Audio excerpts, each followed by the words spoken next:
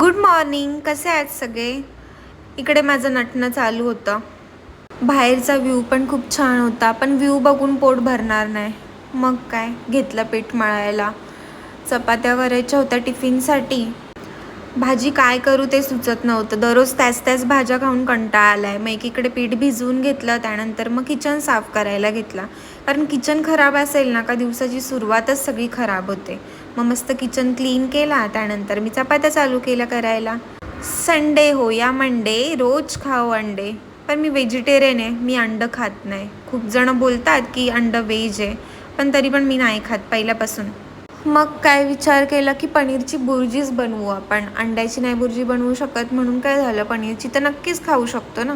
तसंही खूप दिवस झाले पनीरची बुर्जी खाल्लेलीच नव्हती. मस्त कांदा टमॅटो कापून घेतला, लसूण टेचला, त्याच्यानंतर मग जिरं मोहरी त्याच्यामध्ये टाकलं आणि छानसा कांदा परतून घेतला. एका साईडला लगेच पनीर स्मॅश करून घेतलं.